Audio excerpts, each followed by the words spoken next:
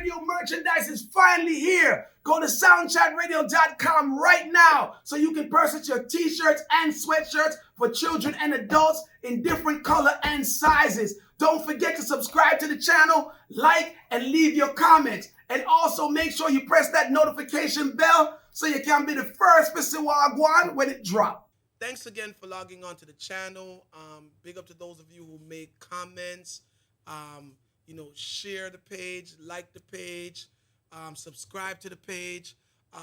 Spread the word that Chin is giving his opinions on sound system culture in both aspects, right? So we say sound system culture. We're not only talking about Clash, but sound system culture on a whole, right? I'm calling this one episode 7A is because it's not really a topic. It's just a vibe that came to me, and I didn't want to include it in episode 7 because it's unrelated, but it's also an experience that I had that I gotta share, right? So 7A, I don't even know what to call it because it was an experience that I recently had talking to a sound person, a sound man, right? And it kind of, it confuses me sometimes of how lost a lot of the people are that are in important places or who have loud voices in our arena, right? So I was talking to this brethren and we were talking about a number of stuff, and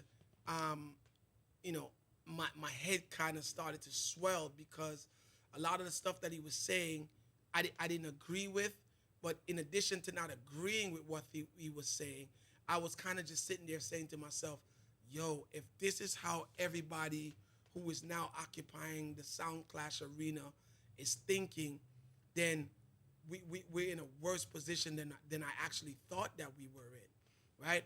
So I think that as a sound man, and woman too, because some women are in the culture, right? Our ambitions should be stardom, right? I think that we should be doing this not for hobby, but we should be putting in the work. And those of you who are cutting the dubs, I hope you're not cutting the dubs, for nothing. I would think that you're cutting the dubs because one day you want your sound to be recognized, and you want to get on the stages that will applaud you for your talent and your efforts, right? I would think that that's the goal. The goal is to bust, as we say in our language, right? And have everybody rate you for your skill set, right? So with that being said, if that is the goal, then I'm also thinking that when we reach those goals, we should be able to identify the fact that we've reached a level, and we should act according to the level that we reached, which means possibly you may have to change the way that you do business, right? Because you're not an upcoming entertainer now. You're an entertainer, right? If you look at how artists structure them thing, and I always say this, right? Sound man, artists, they're both entertainers, right?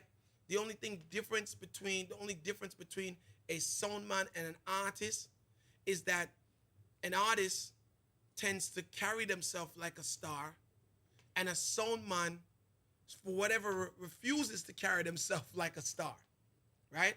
So artists right away, once them bust and them get the 2 song, the 3 song, the 4 song, they change their whole swag and the way they do things because I've identified that they've excelled to another level.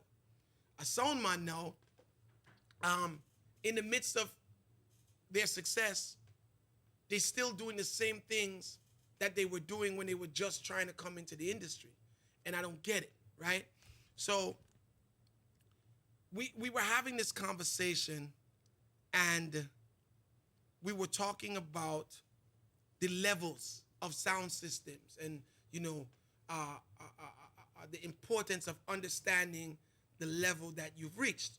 And, somehow or another, Mighty Crown came up in the conversation. And I was saying to him that, Crown is an accomplished sound system that has reached another level. And in that level that they've reached, myself as their management and even them as the talent, we choose to do things differently now. You know what I mean? You don't want to do things the same way that you used to do them. Your comfort requirements, 5 years ago, shouldn't be your same comfort requirements now, right? I want the people that I govern and the people that I advise and the people that I manage to understand that they are stars if they reach that level. And I think that they should be treated as such. So now, we have the opportunity of now pushing back on promoters and say, listen, this is what we want. You're not allowed to book our tickets no more. We're booking our own tickets. We book our own hotel. We'll send you the bill, right? And all of this would be in reason, because you're not trying to stay at no, $1,000 a night hotel, right? But you reach the level where your comfort requirements are different, and sometimes promoters are not responsible enough to recognize your celebrity or your stardom, and because they only look at you as a sound man, they're always gonna put you in a Motel 6 or Motel 8, whatever that is, or Comfort Inn, because their objective is to save money, right?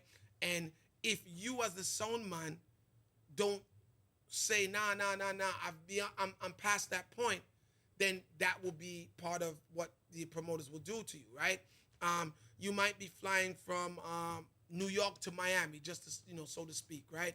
And they put you on a connecting flight because a connecting flight is cheaper when you could easily take a straight shot flight to Miami, right, from New York, and vice versa. So it is easier for you to then say, just like what the artists say. A lot of the artists do all-in deals, meaning that they charge you one money and their responsibility is to get to the venue, right? So they take care of all of the logistics in between. It takes a lot of pressure off of the promoter, and at the same time, it allows the artist to be comfortable in the boundaries of their comfortable requirements, their comfort requirements, right? So I was trying to express that to the brethren, like, yo, listen, I'm not doing the same things today that I would have done yesterday, right? So he made up this whole analogy, which I agreed with, right? He was saying, well, if Mighty Crown comes to town, as big as I think that Mighty Crown is, and Mighty Crown comes to town, and Mighty Crown is playing at a venue, and 2 blocks down the road, two popular bashment selectors are playing, local selectors or whatever are playing, there's a possibility that that dance will be ram and the Mighty Crown dance will flop, which is a possibility. I would never say that that's not something that could happen. Stuff like that happens all the time, right? So I said to him, well, as a manager, if that was to happen, then I would have to reevaluate how I'm doing the business, because maybe Mighty Crown shouldn't be playing at that venue. Maybe my talent that I'm managing should not be at that particular venue, because that venue now, possibly the talent has outgrown that that style of venue, and because now the talent is a little bit more popular and has clinched some type of stardom, maybe they need to be in another environment where local selectors don't pose a threat to them, right? The brethren got really upset, and he was saying, no, you can't tell a promoter where to put them dance and ba ba ba ba ba ba ba, and who is you for tell a promoter said them can't keep them dance, that's so. Right? And we're using Mighty Crown as an example because, of course, I manage Mighty Crown, plus Mighty Crown was part of the conversation, right? So he's like, yo, you can't do that. You can't tell promoter where to keep them dance, and you cannot say that you're too big for certain venues. So then I stopped and I said, oh, wow, hold on. And I want to point this out to you guys, and most of you may disagree. And this is not a Mighty Crown conversation. This could be a Stone Love conversation. This could be a Bass Odyssey conversation. This could be a Mataran conversation. Anyone who's excelled to a level that is above everyone else in the circle, right? I said to him, but are you aware that Beres Hammond chooses the venues that he's going to perform in, right? And he will directly tell you that he's not performing in that venue. His response to me was then, I thought I Beres that no count, I the big man that. And I'm saying, oh wow, like I'm losing this reasoning. But it also showed me that he didn't have the capacity mentally to see that in our thing, there are sound systems who are worthy of elite treatment, such as how in Beres's thing, he's worthy of elite treatment as well, right? So in Beres's world, he's on top and he gets to pick what he does and how he does it, and it's accepted. Why can that not be also accepted in the sound system culture? Why can you not say to a promoter that, listen, this is my comfort requirements now that I am who I am, right? Providing that you are who you are, because if you don't have the accomplishments and you don't have, the accolades, then this is null and void. But when you do have that, why can you not say to a promoter that, yo, listen, I'm not playing in that club, without a promoter feeling that you're being disrespected? He's being disrespected. Why can you not say that I don't stay at those type of hotels anymore? Why can't you say that, okay, you're flying me from America to the UK and I need a business class or economy, economy plus seat? Why is it that the sound man has to continue to take the seat that's in the back of the plane next to the bathroom? When do you graduate from that? When are you able to identify that you have graduated and you should not be doing the same things that you have done when you were just starting out? Maybe you shouldn't be playing at the same places. Now, I know that the culture, is a culture where that some of the dancehall players, them ragamuffin and, this and that and so forth. I get that. But do you do the ragamuffin clubs all your life when you have an opportunity to now do the elite clubs and make more money and play for more people? Like, how does that work out? And I'm not trying to get anybody to step away from the hardcore culture. I'm just saying that the mentality that we have in our culture limits us. We don't even get to recognize our worth.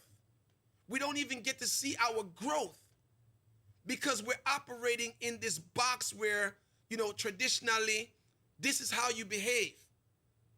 And if you behave anything outside of that, you're show off or you're idiot or you're hype on promoters. But yet and still, artists who are also entertainers, in some cases, we got sound men who can draw the same crowd or even more crowd than an artist if that sound system is built a certain way or that selector is built a certain way. Yet and still, we are okay with an artist asking for what he or she wants because of their growth and getting it, but we're not okay with asking for more, whether it would be financially or just, comfort requirements, right? We're not okay with that. And the industry has dictated to us that because you're a sound man, you can't do that. I don't get that part. I really don't. I believe that once you can prove your accolades, once you are someone that is a top biller, that means no matter where you are, as long as dancehall exists, people will be able to recognize you as a headlining act on a flyer, then you should be able to step up your thing and look a bit more. Even if you can't step up the money, right? Because we know that sometimes things are hard and you should be able to step up the money, but make us say you can't. You should be able to step up your comfort requirements, right? Like, is a sound system that has achieved a lot still supposed to always play in the hole in the wall venues because that is what the culture is. When do you change that? When do you tell the promoter that, yo, if you need a dance from me, then me gonna need for playing a better venue? Like, when do you do that? I'm just asking. Like, and maybe some of you think that, may I get hype? And this is not based on Mighty Crown. It's based on every sound system that has evolved to an elite status, right? Why do we still have to be treated as if you're still a tri-boss? I don't get that. And I can't blame the promoters, because the promoter gets away with what the sound men and the sound owners allow them to get away with. So connecting flights when there's no need for a connecting flight, right? Shitty hotels when $100 or $150 more could have put you in a comfortable situation. Like, when do you force the buyers, because the promoters are the buyers, right? When do you force the buyers to respect the product, which is you, which is your talent? And if you cannot realize that you have reached a level, because that should be everybody's ambition, as a selector, as a sound man, to reach a level when you can level up and you can start dictating, how your thing goes. You can start setting yourself in a position to make some good money, right? Or if you can't make the money right away, at least you should be a little bit more comfortable than you were when you were just starting. I don't get it. But I can tell you guys this, right? And you call it what you call it, right? When you call my phone and we're doing business for, my acts, I am going to lay out the comfort requirements for my acts. And in that comfort requirement, it's possible that we're going to say, nah, listen, this is how much the tickets come up to. Send us that money. Let us book the tickets that we want to book. You know what I mean? This is the price, all in, because that's the term for those of you who don't know. It's called an all-in deal, right? Meaning that your responsibility is to take the money and make it to the person's venue, right? Because the person gave you all of the money up front to do whatever else it is that you want to do, right? Now, think about somebody who is flying in from England, so to speak, right? Or Japan or Europe. And, they have now excelled to be a headliner, And you're forcing them to take that 7-hour flight, that 14-hour flight, sitting next to the bathroom on the plane, just because you, the promoter, wants to save money, and you, the promoter, doesn't respect the person's status, their elite status. Now, again, in closing, I can't blame promoters for this. Promoters' job is to try to save money. Promoter job is to try to do everything for their bottom line to be low. But at the end of the day, if you deserve it, not talking about someone who hype, and feel like una Tony Mataran. You know what I mean? Or feel like una base out to say. I'm not talking about you guys. I'm speaking out the people that are really, really headliners and really elite in the industry, right?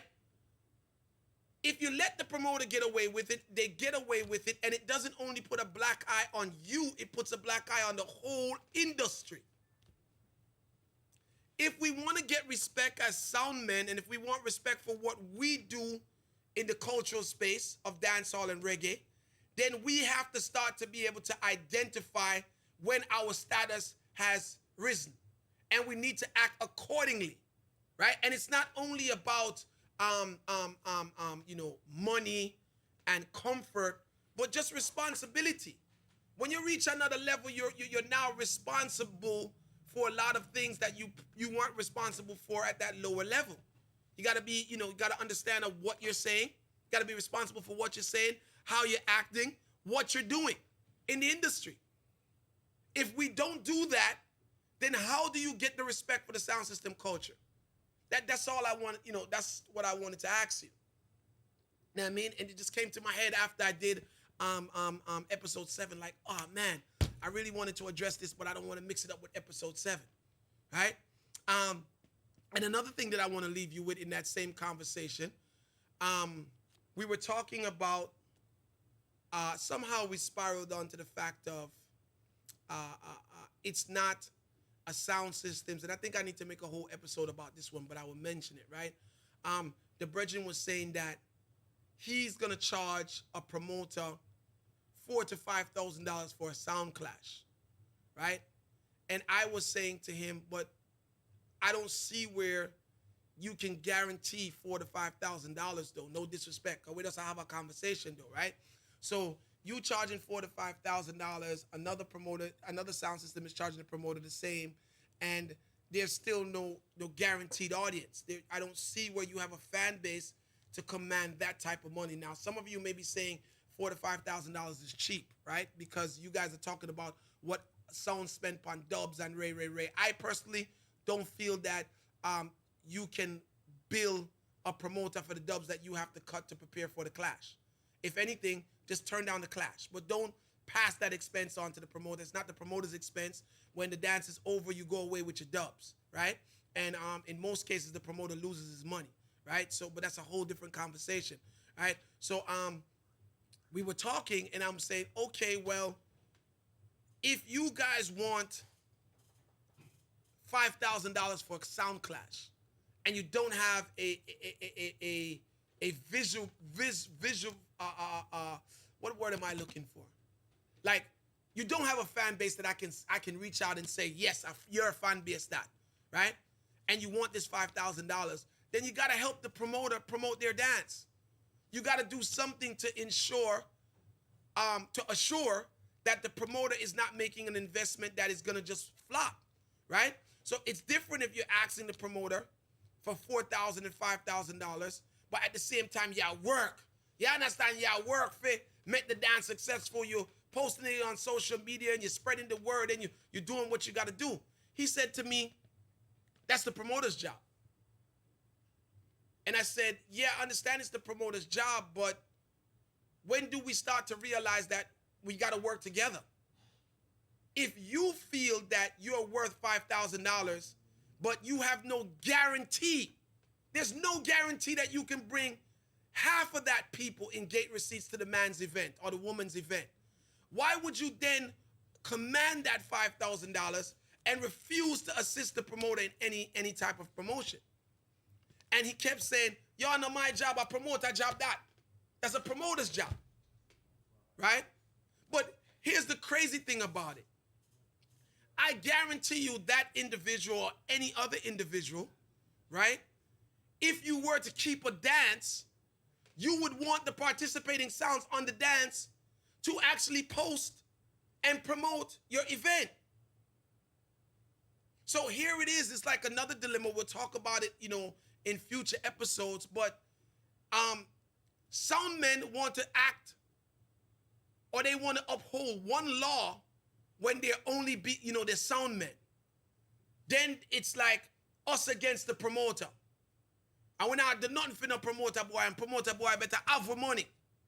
And that's cool. If the promoter decides to pay you and deal with your foolishness, then, that's what it is.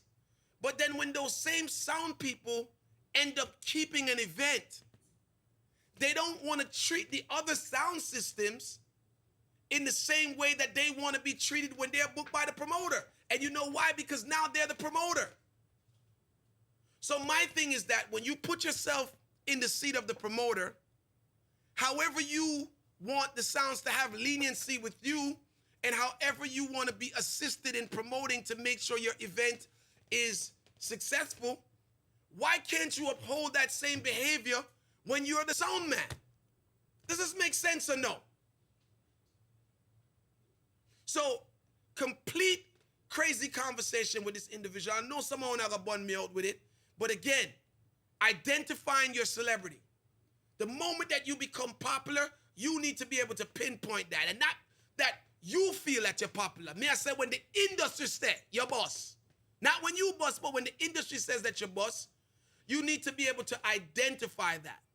And when you identify that, you need to be able to change your approach in order for you to continue on the path of success. You can't act like how you were trying to act before your boss. That's why it's called bossing up. Because when you catch the boss, right, you're supposed to act accordingly. And also, right, if you're gonna charge a promoter X amount of money and you can't pull the crowd and you know say you can't pull the crowd, then why not help to make the dance successful? But then I might be talking, beating a dead horse, because some of you are charging the money and y'all think that y'all can pull the crowd. Why, listen, man, just, food for thought. Leave some comments, people. Like the page, subscribe to the page, spread the word.